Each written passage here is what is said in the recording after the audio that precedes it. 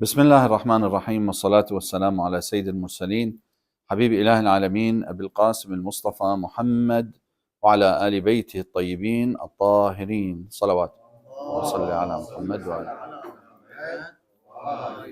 واللعنة الدائمة على أعدائهم أجمعين من الآن إلى قيام يوم الدين. رب اشرح لي صدري. Let's put our hands up and make this dua together. رب اشرح لي صدري. Oh Allah, open up my heart and my mind to receive the information I'm about to gain. ويسر لي أمري, and ease my affairs. واحلل عقدة من لساني, and untie the knots in my tongue. يفقه قولي, so that they may understand what I'm about to say. رب أرني الحق حقا فأتبعه. Oh Allah, let me see the truth as the truth so that I may follow it. والباطل باطلا فأجتنبه, and falsehood as falsehood so that I may avoid it. ولا تجعله متشابها علي فأتبع هواي بغير علم, and don't let there be a confusion between the two lest I follow my whims without even realizing it. Allah subhanahu wa ta'ala states in the Holy Quran, and what He says is the truth. In the chapter of Al-A'la, He says, سَبِّحِ اسْمَ رَبِّكَ الْأَعْلَى الَّذِي خَلَقَ فَسَوَّى وَالَّذِي قَدَّرَ فَهَدَى. Allah subhanahu wa ta'ala states in this beautiful chapter, in the very first three verses, He says, exalt in the name of your most lofty Lord. Okay? He, الَّذِي خَلَقَ فَسَوَّى, He who created and He made things in their form. Right? الَّذِي خَلَقَ فَسَوَّى. And then it says, وَالَّذِي قَدَّرَ فَهَدَى. And He who made everything in accordance with very detailed and meticulous measurement. Right? قَدَّرَ. So He figured, He knows what everything should be and how it should be. And then it says, فَهَدَى. Right? And then He guided. He let it move in the direction of the guidance or the program, we could say, that He programmed within it. Sadaq Allahu al-Aliyyul Azim. Amanna billah. Brothers and sisters, Assalamu alaikum wa rahmatullahi wa barakatuh. As we continue our talk and our learning in our journey to Tawheed, to come closer to Allah subhanahu wa ta'ala, we reach a point where we need to speak about coincidence and chaos theory. And of course, in the past, I believe three lectures, we covered how to prove God using the proof of organization. We covered how to prove not only the existence of God, but also His most important characteristic, that there is only one God, right? And how that, or what that means to me, right? We said that a creator of something is greater than what they create. And therefore, if we apply this to all of limitation, the creator of all of limitation is greater than limitation, right, Shahad? Right? Because just like, for example, the Hajji here made the chai for us, right? Okay, so is he just a chai chi? Is he just the person who makes chai? No, he's greater than the chai he makes, we know, right? He's into real estate, he's into cars, he's into etc., right? He does majalis, mashallah, right? He serves the community, yeah? Right? Same thing with Abu Shahab here. Right? Just because he knows how to program, or Haji Abu Hassan, he knows how to program, he's more than just a programmer, right? He's a husband, he's someone's son, right? So that means the creator of something is greater than what they create, right? So if I apply this to all of limitation, and I say, what about the creator of all of limitation? Then Yusuf, he must be what? He must be greater than limitation, which means that he is limited or unlimited. It means he is unlimited, exactly. Okay? And we said unlimited means He doesn't have a beginning, doesn't have an end, because a beginning is a limit and an end is a limit, which means He always existed and will always exist, right, Nick? Yeah. And we said that means also that He is flawless, because flaws are what? Limits, okay? Which means He is all perfect, right? So since He's all perfect, that means He knows all things. Since He's unlimited, He's everywhere. He sees all things. Doesn't need eyes with which to see, doesn't need ears with which to hear, right? Also, since He is all perfect and He knows all things, then He doesn't contradict Himself. He doesn't mince His words, right? He's all wise. He does everything out of His wisdom, which means that everything He does with a purpose and for a purpose, which means I'm here with a purpose and for a purpose. You are here for a purpose and with a purpose. Everything is created in this world for a purpose and with a purpose. It also means that He is all just, right? Which means He doesn't oppress, not even an atom's worth. And yesterday we spoke about trials and tribulations, and we determined that there are trials that come from God Himself, the Creator, And we said, since they come from God, then that means He is not going to burden us with more than we can handle. That means that's part of us realizing our purpose, right? Because we said, ultimately, our purpose is to show gratitude to Allah, right? Just as I appreciate my parents who brought me to this world, and I'm obedient to them, and I always want to make them proud. Agreed? Right? That sense of wanting to make them proud comes from where? Comes from the fact that they have a great right upon me. Right, Brother Sharif? Right? Because they brought me to this world, they raised me, they fed me, right? They taught me how to walk and talk, they changed my diapers, right? So I feel that they have a great right upon me. And so I always feel this need to make them happy and thank and to show my appreciation. So even when my parents pass away, right? I think, wow, God, I wish my dad was here to see, how my son turned out. I still think that, because I know he would be very proud, right?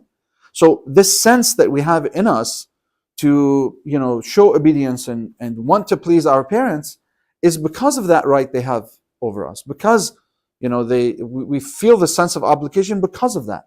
And so my relationship with Allah by priority, right, is a much more important relationship, and His right upon me is a much greater right than my own parents. Why? Because without Him, I wouldn't have parents. Without Him, I wouldn't have this world. Without Him, I wouldn't have the breath that I breathe today, right? Or the very existence that He gave me, or the intellect with which to realize His existence, right?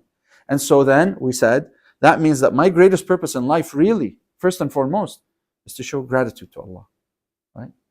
So why am I here? So many people ask, why am I here? Why was I brought here, right?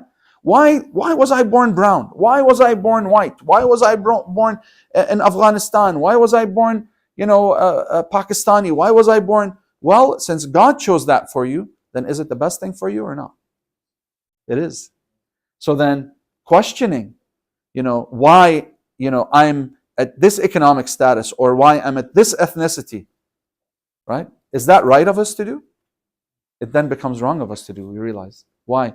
Because God brought us into this world, into these situations, and into this skin that we have, and this very body, for a purpose. Because everything He does with purpose.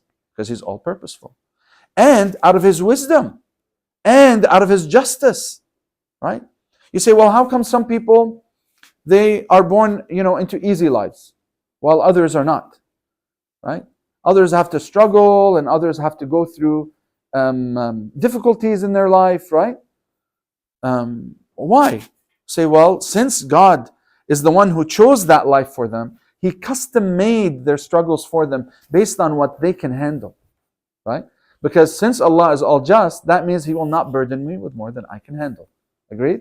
Now we said trials and tribulations then are going to be part of that process for me to show the level of my gratitude to God. As I move through the different levels of the game of life, right? As I perfect level 1 and then level 2 and then level 3, I couldn't, be at level 3 if I didn't perfect 1 and 2, right? So then there are stages in my life, and there are trials for every stage, and every trial that I go through is custom made for me.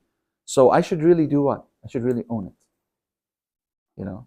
And when I face that trial and that struggle and say, okay, here it comes. This is an opportunity. It's an opportunity to show my Lord how much I appreciate Him, right? This challenge is set for me. And I know this is a limited world, which means that challenges in this world are limited as well, right? Everything in this world has a beginning and an end, which means this challenge has a beginning and an end as well. Whether, as we mentioned yesterday, it comes from Allah Almighty or it comes from human choice. Whether that choice is me, my choices, or the choice is someone else's, right?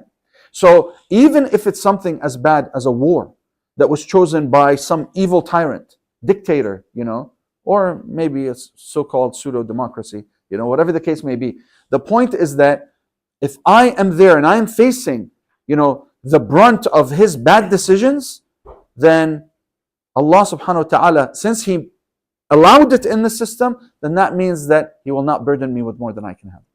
That means that I am able to handle the struggle.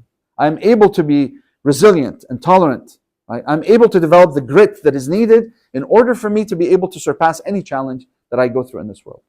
Of course, challenges such as earthquakes and tsunamis and natural disasters and sickness, right? That's all from Allah. That's all from God. So we accept it, right? Challenges that come from my own choices, like if I smoke and I end up with lung cancer, right? I can't blame God for that. Agreed? If you agree, say I agree. Right? I can only blame myself for that, right? Because God made the system a perfect system. If I poison the system, because it's a system of choice, we said, is choice good or bad? Good, right? We said, is being forced to do something good or bad? Bad. So would God do what is bad or what is good? What is good, because He's all perfect, which means He would give me choice, even if that means choosing Him or not choosing Him. Got it? Okay? So then based on that then, now I understand whatever the trial may be, whether it's from God or from my own choices or from others' choices, whether it's a war or an earthquake, I will be able to handle it because it's within the system, because God would not burden me with more than I could handle, because He is all fair and all just, right?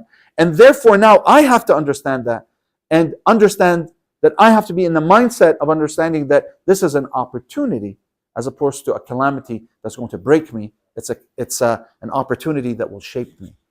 See the difference? Right? See the difference, Shad? Right.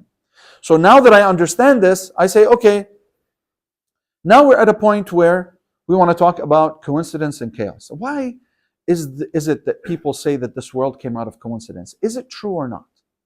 And what is chaos? What do they mean by chaos and chaos theory? Oh, this world came out of chaos. This is what we need to talk about today.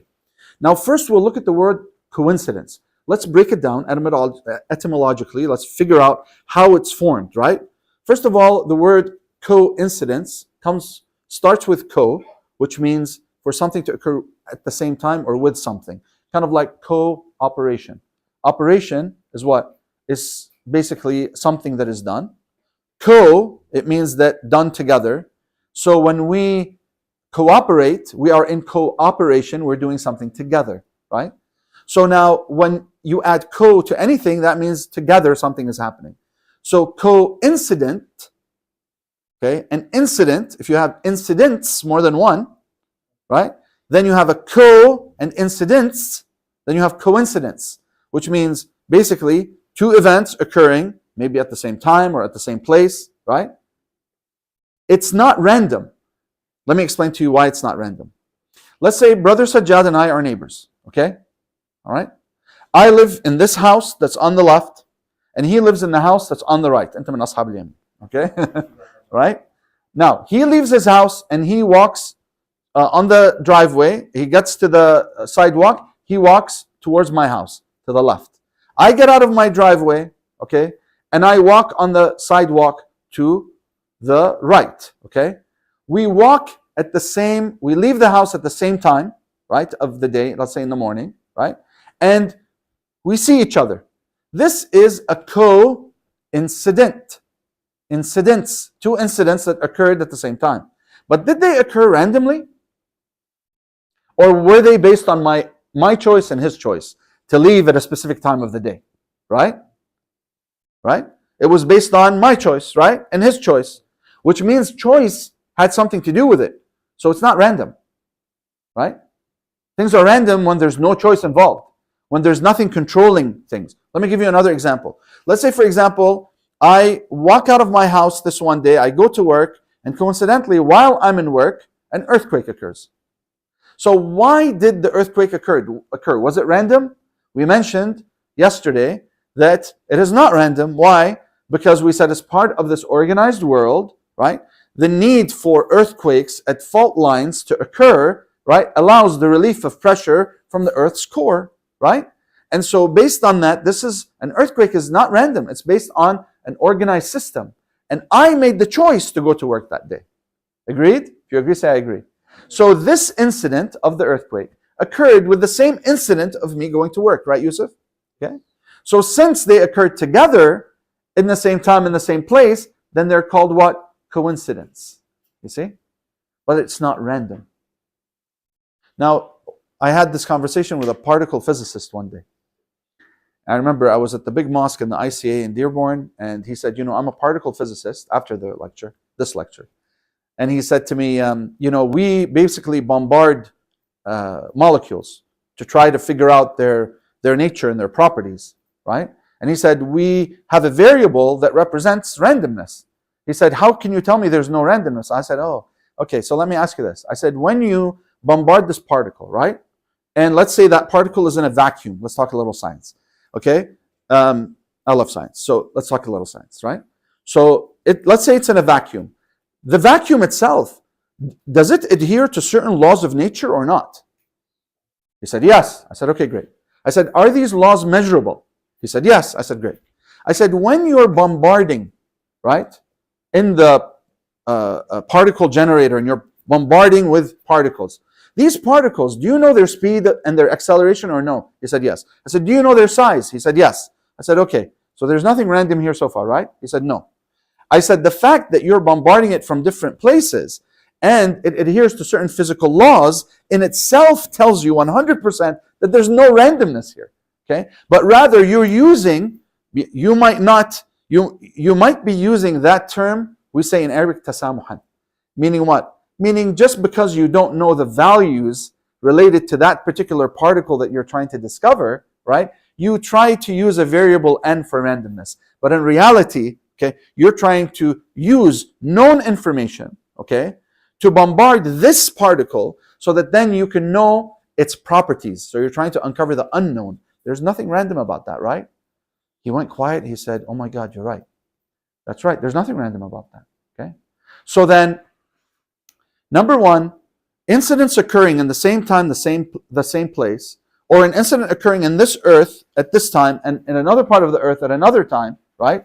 Occurring at around, let's say in the same space or in the same time, that means what? That means that there's nothing random about it because it's within an organized system, first of all, right? Secondly, even when things occur in the cosmos, whether they're asteroids or whether they're eclipses or whether, this is all based on the natural laws of nature and physics, right? Okay, so there's nothing random about that either. The fact that we don't know it is the problem, okay? So historically speaking, when humans have not known something, they've either said that it does not exist, or that it does not occur, or that they just don't even know about it. Until what happens? Until they are able to develop the tools of measure, right? And the mathematical equations that allow them to uncover this specific reality. Like, think about it. People used to think that the earth was flat. The church for many years believed that the earth was flat. They basically incarcerated Galileo and Copernicus and killed them both for saying that not only is the earth round or spherical, but it's three-dimensional and it rotates around an axis, right? And not just that the earth rotates around the sun as well, okay? And they were both incarcerated, placed in jail, and they were both killed for heresy, you know? Why? Because they defied the church. Now, how were they able to discover this? Because they were able to uncover the science behind all of this stuff, okay? So today we're going to talk a little science. Okay, Yusuf? You like science? Good. So now we understand then what coincidence is and what randomness is. That there really is no randomness. Randomness just is a variable that is unknown to me, but I need to uncover what it is. That's all. Once I discover what it is, that's it. It's no longer random. Okay? And great proof of that is chaos theory. Now, the term chaos theory is a term that we have to look at today in detail. When we speak about coincidence and randomness, we have to speak about chaos. Now, when we hear the word chaos, so first we always define something linguistically, and then we define it as a term of that field of study that we're going to go into. Okay? So linguistically, when we say chaos, what comes to mind? Let's say your dad comes into your room, and or your mom and says, "Oh my God, what chaos?" What do they mean? Yes. That it's a mess. That it's what? What's another word for a mess? Disorganized, exactly, right? So basically, the word chaos to us usually means that something is disorganized. Right? Agreed? If you agree, say I agree. Good. Now, what about scientifically? What does the term chaos mean? Now, scientifically, the word chaos is used in two places. One, it was used by a man by the name of Robert Brown, who is the father of something called Brownian motion. What's it called? Brownian motion. Now, he discovered something called Brownian motion in the year 1827. Okay? This guy was a Scotsman. He was a Scottish scientist. And basically what he did, and he was a botanist, by the way, so he dealt with plants. So one day, he had a little kind of slide that he would put under a microscope, or let's say even a beaker that he could put under a microscope. A beaker is just basically a glass cup, okay? And he had water in there, and he dumped some pollen in there. When he looked at it under the microscope, he noticed that it was moving haphazardly, the pollen, all over the place, like in a random fashion, right? In an unpredictable fashion. So he said, oh, things go to disorganization unless you organize them. Just from seeing this. Now, let's examine this idea, okay? Let's just put our thinking caps and think. Now, we know that everything pretty much is created from atoms in this world, right? Okay. It's either a solid, or it's a liquid, or it's a gas. A solid is just compacted atoms. A liquid is less compacted, and a gas is even less compacted, right? So that means then that the water itself must have atoms in it, right? H2O, probably millions of molecules of the compound H2O, right? And they've got to be, we know scientifically that they have a certain valence, meaning an electrical charge, right? Which means they're probably going to be bouncing against each other. So anything that comes into contact with them will also probably be bouncing off of them. So it only makes sense then that the pollen was bouncing. Now, who thought about this in 1905? Albert Einstein. In 1905, Albert Einstein decided to look at Brownian motion, okay, and to re-examine it, okay?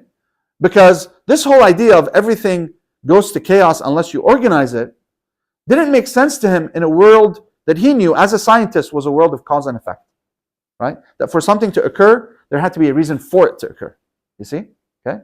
So, for example, for this chai to exist, had to be that someone made it, right? It's not just going to make itself, right? For that computer to exist, it had to be that someone had to put its parts together, right? To make those parts and to put it together in a specific order.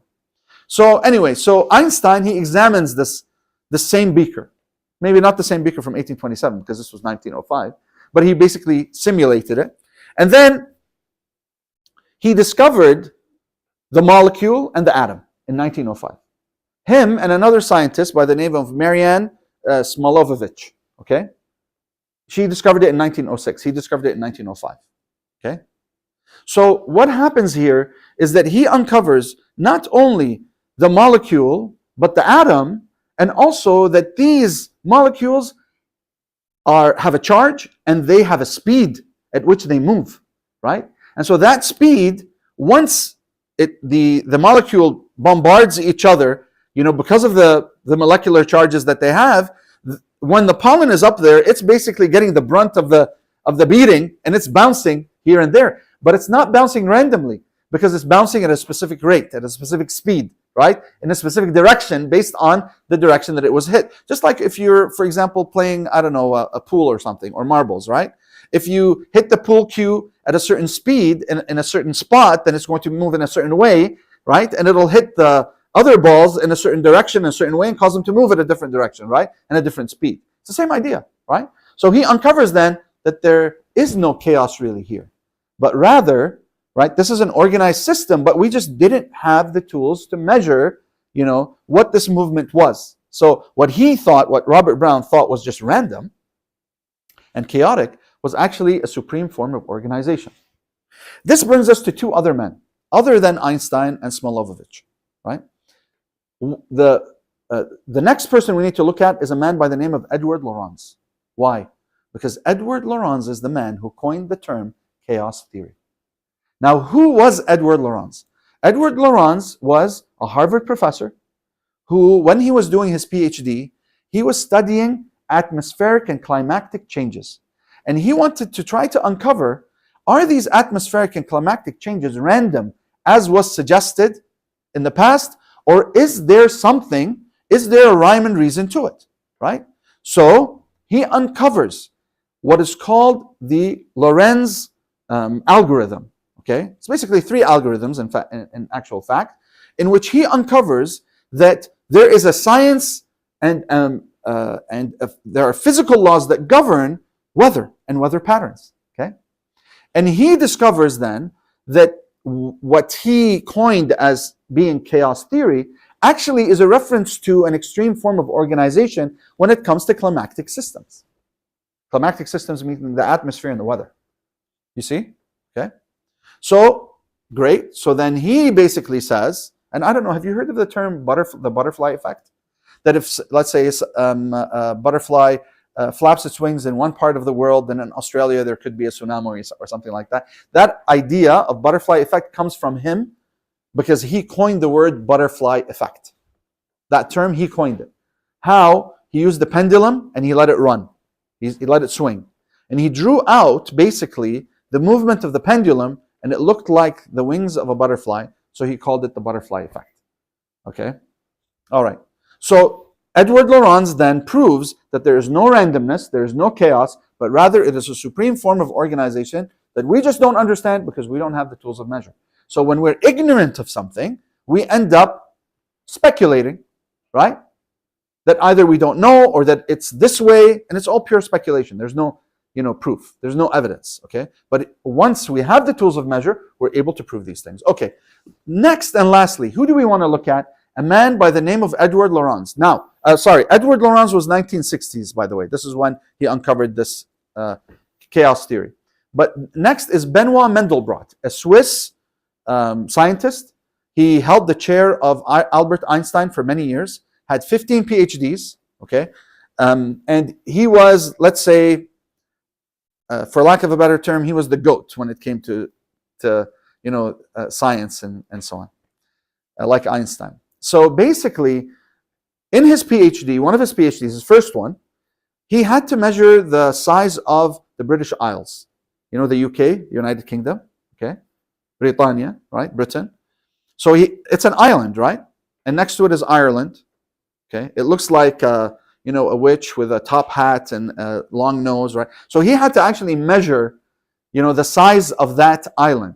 Now he kind of put his thinking cap on and said, all right, well, how am I going to measure the system, this plot of this area of land, when I know that it's an island, which means the ocean is going to come bombard the sides of the island, which is all made out of solid, right, material, okay? The edge will be either cliff edges or sand, right? When the waves hit the cliff edge, then there's going to be erosion. And once the water hits the soil, meaning the sand will be taken into the ocean, right? So how can you measure something like that? So, being the mathematical genius that he is, he discovers and uncovers the algorithm with which you can actually figure out all of that. How? Think about it logically, okay? We said everything is either a solid, a liquid, or a gas, right? So the earth itself is solid, the water is a liquid, right? So if the earth is bombarded by the water, then the water has a specific speed, right? It adheres to specific pressures, whether it's water pressure or air pressure, right? The atmospheric pressures. And so when it hits, based on whatever speed it's coming at, it's going to hit the earth. The earth is still, okay, that piece of earth. And then it's going to take that piece of earth, that solid, away.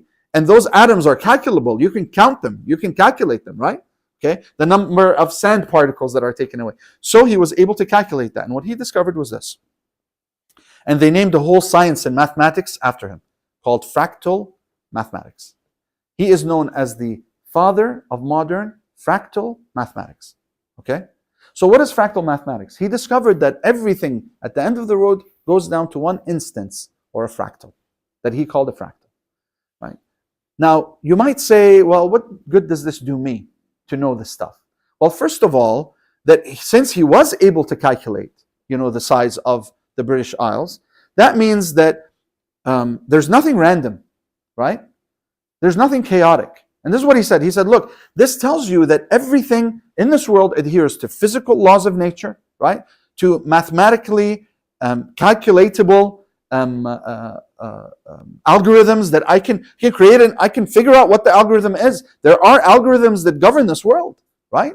So based on that, he said, so that means that what we see as being random or is just because we don't understand it. It's because, and the reason why we don't understand it is because we don't have the tools of measure yet. But once we uncover and have the tools of measure, like think about it. Today, at one time, people looked into outer space. They didn't know what was out there. They thought it was just darkness, But then you had the Hubble telescope, and then the other telescope after that. And we're looking at, universes that are like light years away now, right? We can figure out from a telescope what the composition of a planet is. right? Whether it's made out of gases or solids, what kind of elements, right? Okay? So that tells you then there's no randomness at all. All right. So how does this help me when it comes to Benoit Mandelbrot's discovery? I mean, it's math, right? What are you going to do with math? A lot of people tell you that. Math wasn't helpful for me. Well, see this phone? In this phone is what is called a fractal antenna, the smallest instance of an antenna. It's called a fractal antenna. Before, in the old days, when cell phones first came out, right? The cell phones were basically, not really cell phones, they were brick phones, because a cell is very small, right? If you Google it, right? If you Google it now on your phones, you'll see that it was basically like a suitcase, right? Abu Hassan, it was a suitcase, right? With a big antenna, okay? And you can't hide something like that. Let's just put it that way. Okay, it's very, very big, very, very bulky. But with time, with the fractal antenna, right? What happens? They made the antenna smaller and smaller and smaller, the phones, chips, smaller and smaller and smaller, until they could fit into this size and even smaller. Your watch, right? Smaller than your watch. I've seen a phone that's this big, believe it or not. Okay? So that tells you then that it is a part of your life, whether you know it or not. Where else has this fractal antenna been implemented? In graphics. Shahad, in graphics. CGI. What we see today, what Pixar, Disney, movies. How many of you like movies where things blow up all the time? Right? Okay? Action movies, right? All of these special effects are created. The smoke, the fire, the waves that they create, right? And they use the green screens. This is all created bibarakat, with the help of what? Of fractal mathematics, because they take that one instance of a smoke particle and they multiply it. They add atmospheric pressure, right? Air, resistance, whatever, right? The winds, and what happens? Now it's snowflakes moving here and there. Now the smoke is going in a different direction. Now the fire, you've created a fire, okay? And this is all thanks to Benoit Mandelbrot and what? And fractal mathematics. And not just that, even in science. For example, marine biologists are able to measure the size of coral reefs because of fractal mathematics and Benoit Mandelbrot's algorithm. Why? Because they found, and by the way, even in forestry, so when you want to measure an area of forest, right, you also use fractal mathematics. You use the same algorithm. What did they find? They found, for example, a tree or a coral within a reef. The distance between the different parts or branches of a coral, right, are actually in the same ratio as the distance from one coral to the other. Okay? The same thing with a forest. The distance between a leaf and its branch and other branches and other leaves, right? And other trees is the exact same ratio, right? And this was uncovered by Benoit Mandelbrot. So now it becomes clear to me that there's no coincidence, there's no randomness, right? There's no chaos. Nothing starts in chaos when we prove that this system is created by the ultimate organizer. Therefore, everything must be what? Organized, right? You see? So now that I understand this, I say, okay, well, why are they pushing this narrative on us? Who is pushing this narrative on us? Who benefits from us thinking that the world came out of chaos? That everything is coincidental. Coincidental meaning random. Okay? Oh, it's just random. Okay? Because when it's random, that means it has no purpose. Does that make sense? Because if they push on you this narrative of, oh, it was out of coincidence, this world came out of coincidence. No, there was a Big Bang. Us Muslims, we believe in Big Bang. It's in the Holy Quran, right?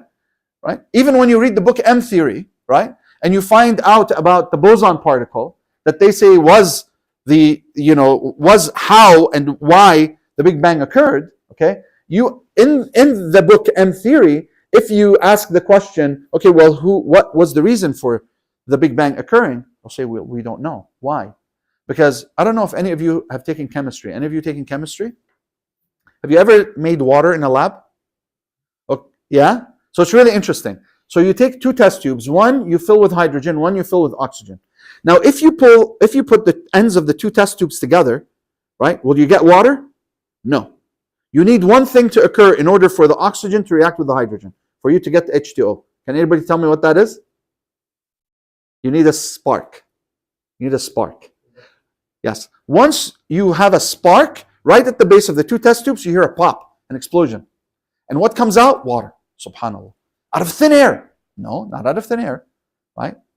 The water comes out from the reaction of the oxygen with the water, bibarakat, because of the spark.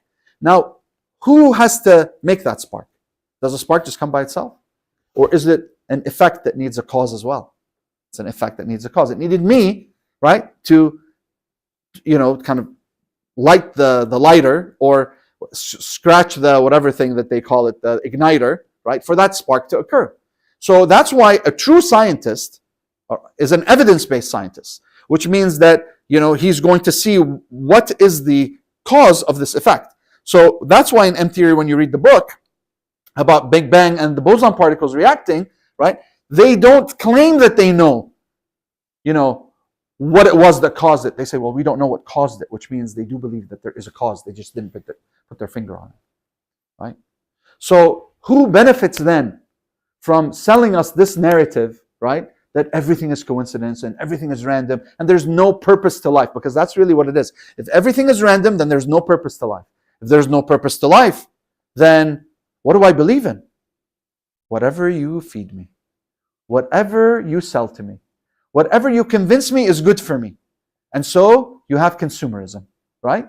And consumerism, we become a victim to consumerism, right?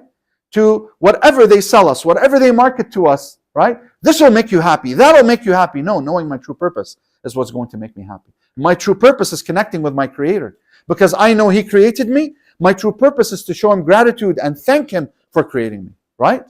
And everything that I go through in this life is only to please Him. Whether it's graphic design, because as I said before, if I connect my ambitions and my goals in life with pleasing Him, first and foremost, since He is the unlimited, then I will have limited or unlimited success. Unlimited success. But if I connect myself just to a few clients and say, you know what, I'm going to go here and hopefully I'll get, success from being with getting a number of clients from here, a number of clients from there, and you're always constantly searching for the clients. If you're a doctor, you're always constantly searching for patients, how to get patients.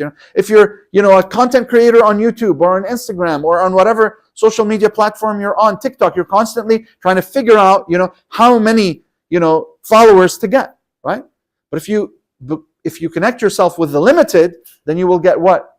Limited results. But if you connect yourself with the unlimited, then you will get unlimited results. And so now we understand that there's no coincidence, no chaos, right? No randomness, okay? And that there is true purpose in life, and that means we should never fall into this false narrative that they're trying to feed us so that they can control the masses. هذا والحمد لله رب العالمين والصلاة والسلام على سيد المرسلين والفاتحة على أرواح المرحومين مسبوقة مشفوعة بالصلاة على محمد وآل محمد.